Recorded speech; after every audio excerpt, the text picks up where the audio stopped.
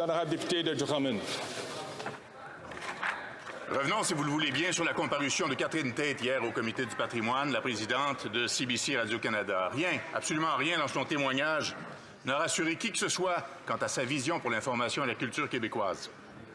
Elle maintient ses coupes de 600 emplois, des coupes disproportionnées en défaveur du côté francophone. Or, ce matin, en mêlée de presse, le gouvernement a ouvert la porte à une aide financière supplémentaire pour CBC Radio-Canada.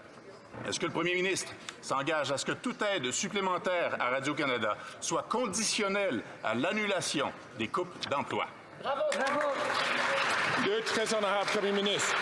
Monsieur le Président, dans une ère de mésinformation, de désinformation, de transformation de notre univers médiatique et numérique, nous avons besoin d'un CBC Radio-Canada fort pour protéger notre culture, protéger notre démocratie et pour raconter nos histoires d'un bout de ce pays à l'autre. Nous allons toujours être là pour défendre CBC Radio-Canada et nous allons chercher à faire les investissements nécessaires pour que ça puisse continuer de remplir son mandat d'informer, de divertir et de renforcer la démocratie ici au Canada.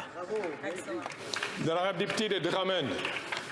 Parfait. Le Bloc québécois va soutenir le premier ministre s'il offre une aide à Radio-Canada, une aide qui doit être conditionnelle au maintien des emplois. Mais Radio-Canada, c'est pas la seule qui en arrache. Tous nos médias d'information électronique réclament la même subvention à la masse salariale que le fédéral accorde à juste titre à nos journaux. On a vu les coupes énormes chez Bell et à TVA, les hebdos qui perdent leurs moyens de distribution, sans compter que le blocage des nouvelles sur Meta, ça fait mal à tout le secteur.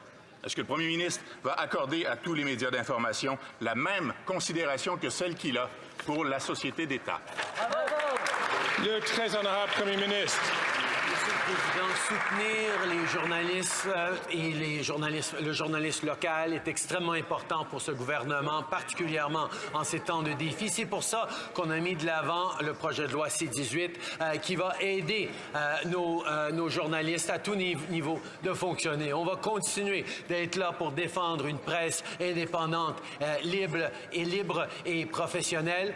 On sait qu'il y a beaucoup de travail à faire encore dans cette ère d'incertitude et on va être là et travailler avec tous les partis qui veulent protéger le journalisme, contrairement aux conservateurs.